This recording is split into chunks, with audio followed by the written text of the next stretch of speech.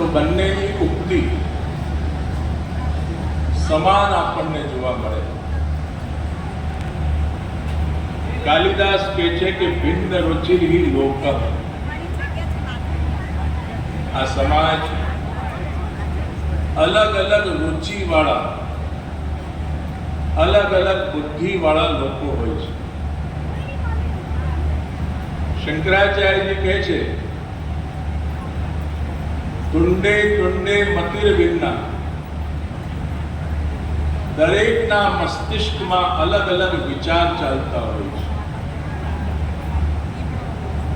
દરેક વ્યક્તિની રુચિ અલગ અલગ હોય છે, ઈચ્છાઓ અલગ અલગ હોય છે, મહત્વકાંક્ષાઓ અલગ અલગ હોય છે, ચોઈસ અલગ અલગ હોય છે. પણ જે નેતા છે, જે નાયક છે, એની પણ એક ઈચ્છા હોય છે, એની પણ એક રુચિ હોય છે, એની પણ એક ચોઈસ હોય છે. ફરક એટલો છે કે જે સામાન્ય માણસો છે એના કરતા જેનામાં નેતૃત્વ છે એની ઈચ્છા શક્તિ પ્રબળ હોય છે, એનામાં આયોજન શક્તિ પ્રબળ હોય છે અને એનું વિલ પાવર વધારે હોય છે. એટલે એના વિલ પાવરથી બીજા ઘણા લોકો એના પ્રોટેક્શનમાં, એના વિચારની અંદર સંમિલિત થઈ એ નેતા બને છે. પ્રિયજનો, નેતા અને લોક નેતામાં ફરક એટલો જ છે. નેતા એ પોતાના વિચાર પ્રમાણે કેટલીક વાર સ્વાર્થથી પણ સમાજને એકત્રિત કરતો હોય છે, પણ જે લોક નેતા હોય છે એ જન કલ્યાણની ભાવનાને લઈ, નિસ્વાર્થ ભાવનાને લઈ પોતાના વિચારોને કદાચ સમાજથી એકરસ ન પણ કરી શકતો હોય તો સમાજના વિચારમાં પણ ચાલીને, સમાજની રીતે ચાલીને, એના વિચારોનું બલિદાન કરીને સમાજની કલ્યાણની ભાવના જે રાખે છે એ લોક નેતા છે. આવા લોકનાયક, લોક નેતા ભગવાન શ્રી રામ છે. ભગવાન શ્રી કૃષ્ણ અને રામ આ બંને લોક નેતા છે. લોક નેતા એટલા માટે હું કહું છું કે નેતૃત્વ કરવું અને નેતૃત્વ કરતા કરતા નિસ્વાર્થ ભાવ રાખી માત્ર ને માત્ર સમાજનું કલ્યાણ થાય એવી ભાવના રાખીને જે નેતૃત્વ કરે છે એ જ શ્રેષ્ઠ કહેવાય છે. પ્રિયજનો, ભગવાન માટે બીજા બે શબ્દો પણ આપણે વિચારી લેવા જોઈએ તત્વથી. આજના બુદ્ધિજીવી વર્ગને એક પ્રશ્ન થવો જોઈએ કે કથા શા માટે, ધર્મ શા માટે, શાસ્ત્ર શા માટે, દિવ્ય પુસ્તકો શા માટે? આ શા માટેનો જો વિચાર કરીએ તો આપણને એક સુંદર જવાબ મહાપુરુષો આપે છે કે ધર્મ, શાસ્ત્ર, કથા કે કોઈ પણ ભગવદ્ ગીતા કે ભાગવત એ આપણા વિચારોને, જે વિખરાયેલા વિચારો છે, જે પ્રદર્શનવાળા વિચારો છે, એ પ્રદર્શનવાળા વિચારોમાંથી આપણને દર્શનના અંદર લઈ જાય અને દર્શન જો આત્મદર્શન બની જાય તો સમજો એ જ આપણી કથાનું મહત્વ છે. નહીં તો અખાએ કીધું કથા સુણી ફૂટ્યા કાન તોય ના આવ્યું બ્રહ્મજ્ઞાન. એનું કારણ છે કે કથા એ ચિંતનશીલ વ્યક્તિઓના ચિંતનને સમૃદ્ધ કરવા માટે છે.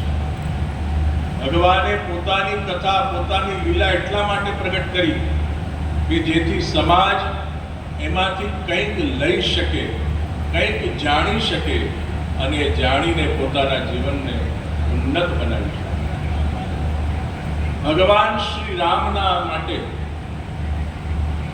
તુલસીદાસજીએ બહુ સુંદર વાતો કરી. રામાયણનો જ એક પ્રસંગ છે. સામાન્ય રીતે તુલસીદાસજીનો સ્વભાવ અને નિયમ હતો, કોઈ પણ ભક્તની વંદના એ અચૂક કરતા. તમે રામચરિત માનસ વાંચો, તમને ડગલે ને પગલે વંદના જોવા મળશે. પરંતુ જ્યારે ભગવાન શ્રી રામને વનવાસ પ્રાપ્ત થયો, ત્યારે વનવાસના વિરુદ્ધમાં આખી અયોધ્યાની પ્રજામાં વિદ્રોહ જાગૃત થયો. એવો વિદ્રોહ જાગૃત થયો સ્વયંભૂ. અયોધ્યાવાસીઓ એટલા બધા દુઃખી થયા, દુઃખનો પાર નહીં. અને જઈને બધાએ નિર્ણય કર્યો કે અમે કોઈ પોતાનું ઘર બાર છોડીને, વસ્તુનો પરિત્યાગ કરીને અમે બધા શ્રી રામ સાથે જઈશું. અને કૈકેયીજીનો તે વખતે વિરોધ થયો. આ એક મગજમાં રાખજો બેકગ્રાઉન્ડ. અને જે વખતે સીતાજીના પરિત્યાગની વાત આવી, જે ધોબીનું દૃષ્ટાંત છે કે ધોબીએ સીતાજીની નિંદા કરી, તે વખતે આખું અયોધ્યા અક્ષર બોલ્યું નથી, કોઈએ વિરોધ પ્રકટ કર્યો નથી, પણ ભગવાનને વનવાસ થયો તે વખતે જે વિરોધ પ્રકટ થયો હતો, એવો વિરોધ સીતાજીના ત્યાગ વખતે અયોધ્યાવાસીઓમાં પ્રગટ થયો નહીં. અને માટે તુલસીદાસજી અહીંયા બહુ ચતુરાઈપૂર્વક પોતાની વાક્ય રચના મૂકે છે. अयोध्या पुरजन के लिए श्री राम की ममता थोड़ी नहीं. आ समझो का तुलसीदास जी कहे छे कि मारा राम एमने जेटली ममता अयोध्यावासीओ माटे छे ए ओછી નથી હો, ઘણી છે. આ ઘણી છે નો અર્થ છે કે ભગવાન શ્રી રામ આમ જોઈએ તો અયોધ્યાવાસીઓના મનમાં વિરોધ ન કરવો સીતા ત્યાગનો એટલે ઇનડાયરેક્ટલી સમર્થન કહેવાય ધોબીની વાતનું. એ વાત તુલસીદાસજીને ગમી નહીં. અને એ વાતને મનમાં રાખીને તુલસીદાસજીએ અયોધ્યાવાસીઓના ગુણ નથી ગયા, વંદના નથી કરી, પણ એટલું ચોક્કસ કહ્યું કે આ અયોધ્યાવાસીઓ માટે અમારા રામની મમતા એટલી બધી છે, ઓછી નથી. એ કહેવામાં એક વાતનું સ્પષ્ટીકરણ કર્યું કે જે સમાજ કદાચ શ્રી રામના માટે કે સીતાજી માટે થોડુંક પણ કલ્પના માત્રમાં પણ જો દોષ બુદ્ધિ રાખતો હોય, એવા લોકોમાં પણ અમારા શ્રી રામની મમતા છે, માટે એમનો ઉદ્ધાર થાય, એમાં કોઈ શંકા નહીં. આ રામનું લોકનાયક ચરિત્ર છે, લોક નેતૃત્વ ચરિત્ર છે. આપ યાદ કરો એ વાતને કે જ્યારે વિમાન આવ્યું,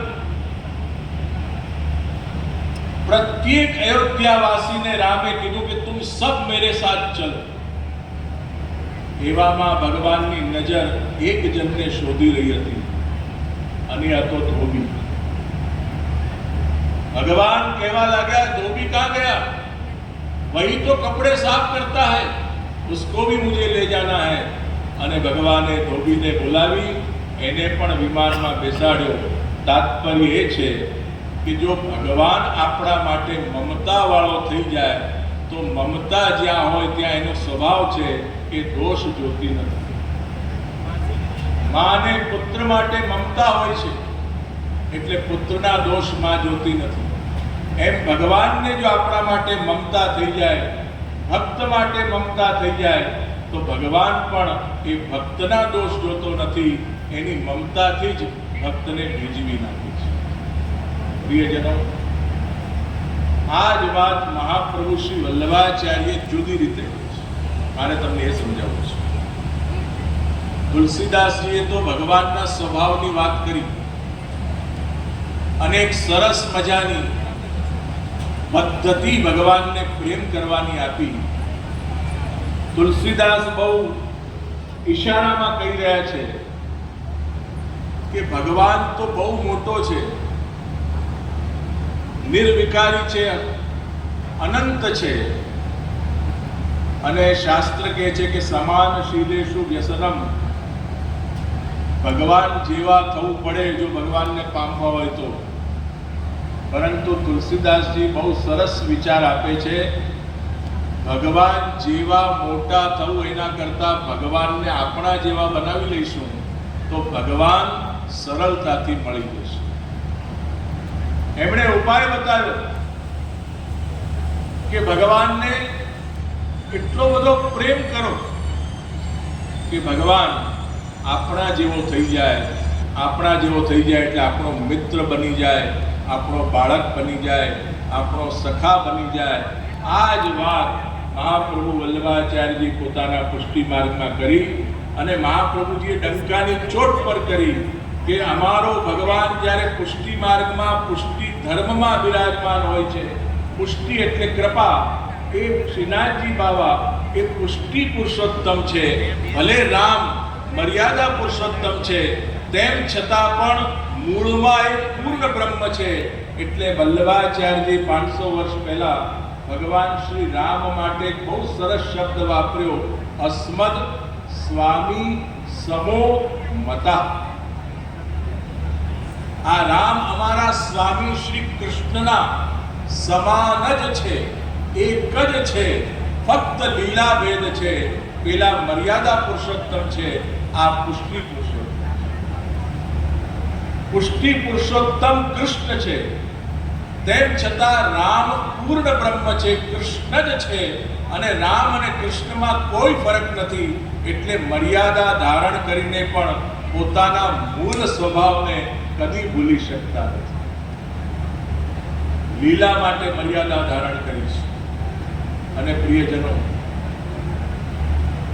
એ જે સંબંધ, પ્રેમનો સંબંધ, એને જ મહાપ્રભુ શ્રી વલ્લભાચાર્યજી બ્રહ્મ સંબંધ દીક્ષા કહે છે. ઘણા લોકો પૂછે છે કે આ બ્રહ્મ સંબંધ એટલે શું?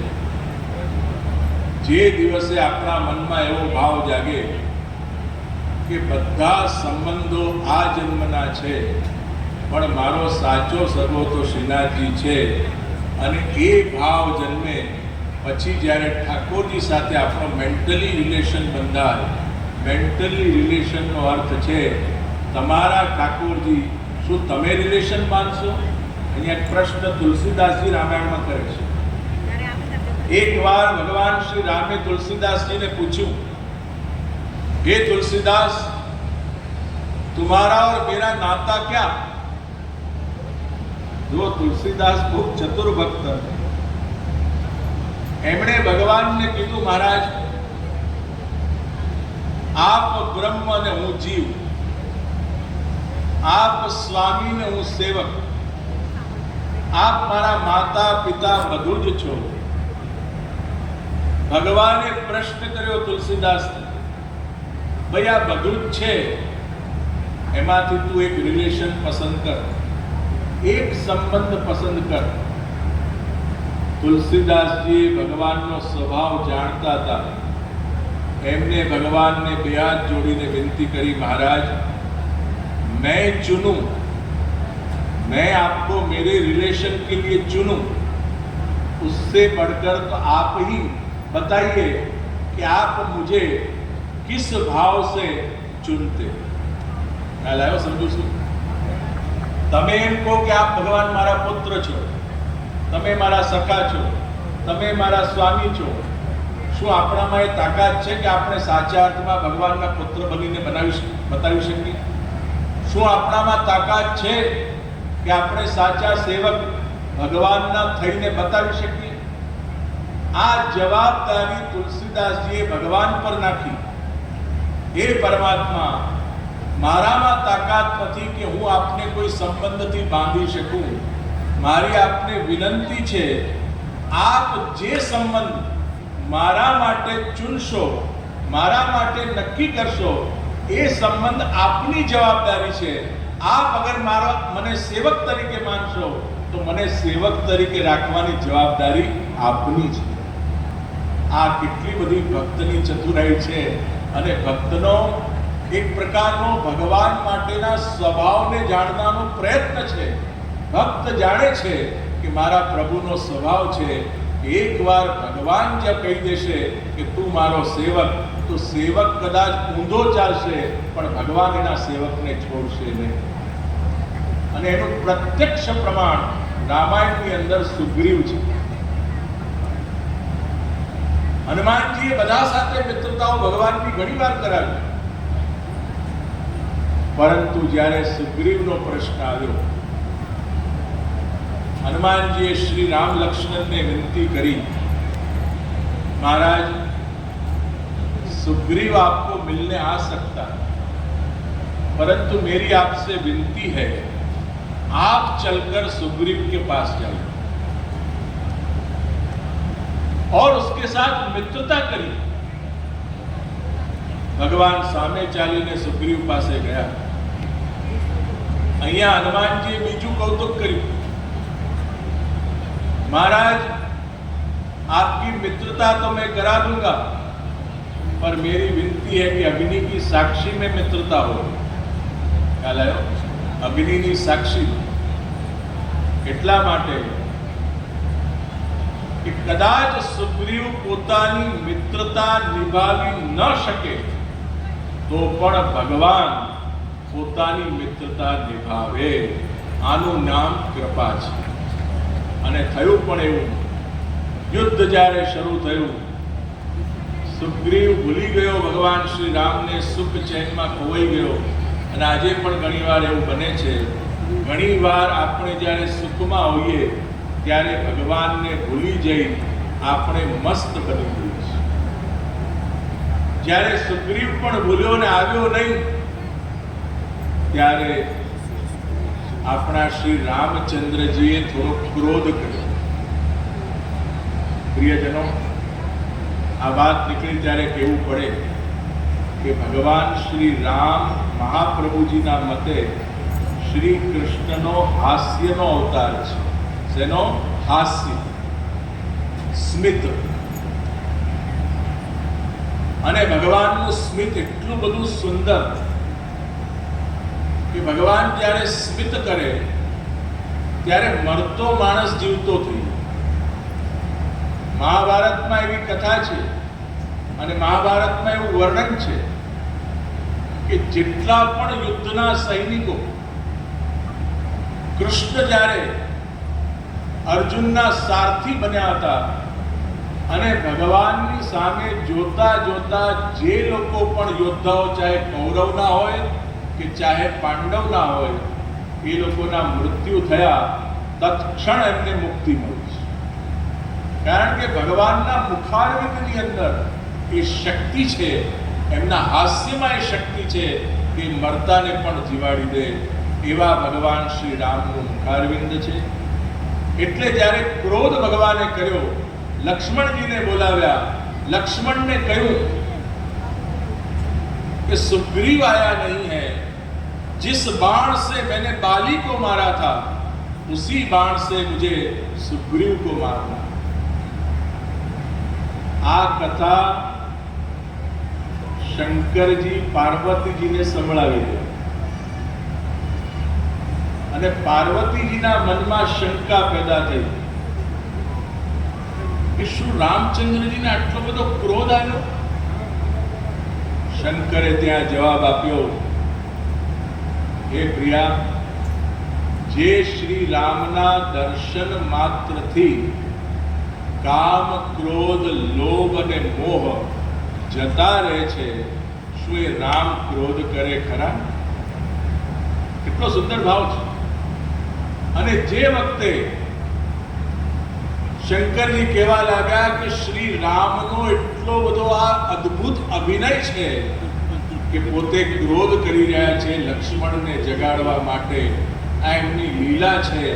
અને તે વખતે લક્ષ્મણજી રામચંદ્ર પાસે આવીને કહેવા લાગ્યા, હે પ્રિયવર, હે ભ્રાતૃચરણ, આપ આને મારશો તો જગતમાં અપયશ થશે. ભગવાને કીધું કે તું શું કહેવા માંગે છે? લક્ષ્મણજી કહેવા લાગ્યા, મહારાજ આપ તો કાલે મારવાનું કહેશો, આપ આજ્ઞા કરો તો હું અત્યારે આ તીર કમાન લઈને હમણાં જ મારવા જાઉં. ભગવાને કીધું, બેટા મારવાની જરૂર નથી અને મેં મારવાની ઈચ્છા પણ કરી નથી. તારે જસ્ટ એક સુગ્રીવ પાસે જઈને એને થોડો ડરાવવાનો છે. ડરાવવામાં તું એક્સપર્ટ છે અને એ થોડા ડરી જશે એટલે મારું કામ બની જશે. તું એમને ખાલી ડરાવ કે યુદ્ધમાં જવું જોઈએ. એની મિત્રતા ભૂલી ગયો છે. એ મિત્રતાનું જે એનું આધાર છે એ આધારશિલા મારી કૃપાથી એને યાદ કરાવ. કદાચ આપણના મનમાં પ્રશ્ન થાય કે શું રામ સુગ્રીવ વગર યુદ્ધ નતા કરી શકતા? તુલસીદાસજી ત્યાં બહુ સુંદર જવાબ આપે છે કે લક્ષ્મણમાં એટલી તાકાત હતી, લક્ષ્મણજીમાં એટલી બધી તાકાત હતી કે લક્ષ્મણજી એકલા જ બધા રાક્ષસોને મારી શકવાની શક્તિ ધરાવતા હતા. તો સુગ્રીવ વગર પણ રામ યુદ્ધ કરી શકતા હતા. પણ ભક્તને પોષણ આપવા માટે શ્રી રામની આવી લીલા છે. પ્રિયજનો, આને હું લોકનેતા કહું છું. લોકનેતાનો અર્થ છે કદાચ નેતાની વાત સમાજ ન માને, એવું બની શકે. માઇટ ઇઝ રાઇટ, હું કહું તેવું થાય. સમાજ માને કે ન માને, સમાજનું કલ્યાણ થાય કે ન થાય, એવા જે નેતૃત્વવાળા લોકો છે એને ડિક્ટેટર કહેવાય. પણ સમાજ કદાચ તમારી સાથે સંમત ન થાય, પણ સમાજને સમજીને એ તમારી સાથે સંમત હોય કે ન હોય, તેમ છતાં એ નેતા એના કલ્યાણની ભાવના કરે અને કંઈક પરોપકારની ભાવનાથી સમાજની સાથે ચાલે, એને લોકનેતા કહેવાય. આ બે ફરક છે, લોકનેતા અને ડિક્ટેટરશીપ. એવા ભગવાન શ્રી રામના ચરણોમાં આપણે દંડવત પ્રણામ કરીએ. અત્યારે આપણે મધ્યમાં છે, રામ જન્મ થઈ ગયો છે, કૃષ્ણ જન્મ આવવાનો છે. કૃષ્ણ અને શ્રી રામ, છેલ્લે એક વાત કહીશ, આ બંને બહુ સરળ છે. તમને કદાચ પ્રશ્ન થાય કે રામ સરળ હોઈ શકે, કૃષ્ણ તો અરાળકથી વાંકા છે, સરળ હોઈ શકે ખરા? એનો પણ જવાબ છે. ભગવાન શ્રી રામ મર્યાદામાં હોઈને બહારથી કઠોર લાગે છે, પણ ભીતરથી બહુ સરળ છે. અમારા શ્યામ સુંદર આમ તમને બધી રીતે વાંકા દેખાય, પણ ભીતરથી બહુ સરળ છે. અને એક વસ્તુ યાદ રાખો, જે સજ્જન વ્યક્તિ હોય, જે સારો વ્યક્તિ હોય, જે પુરુષાર્થવાદી વ્યક્તિ હોય, જે સિદ્ધાંતવાળો વ્યક્તિ હોય, એ સરળ હોય. એનો અર્થ એ નથી કે કાયર છે. સરળતા એનો ગુણ છે, એ કાયર નથી હોતો. એ મૃદુની કુસુમાદપી અને કઠોરમ વજ્રાદપી પણ હોય છે. અને એ જ સરળતા સાચી, કારણ કે હરિનો માર્ગ છે શુરાનો, નહીં કાયરનું કામ જોને. સરળતા એ સજ્જન વ્યક્તિની સજ્જનતા છે, પણ એ સજ્જનતાની સાથે જો ઈશ્વરનો કૃપા પાત્ર હોય તો અન્યાય સામે લડવામાં એ કઠોર પણ બની શકે છે. સિદ્ધાંતનું પાલન કરવામાં એ કઠોર પણ બની શકે છે. એટલે મૃદુની કુસુમાદપી કઠોરમ વજ્રાદપી, આ ચતુર્ભુજ સ્વરૂપની અંદર ભગવાનનું મુખારવિંદ એ કૃપાનું સ્વરૂપ છે. ભગવાનના જે હાથ છે એમાં એક હાથમાં સરળતા છે, એક હાથમાં દંડ છે, એક હાથમાં મૃદુતા છે, એક હાથમાં કઠોરતા છે. એ જ શંખ ચક્ર અને ગદા પદ્મ છે.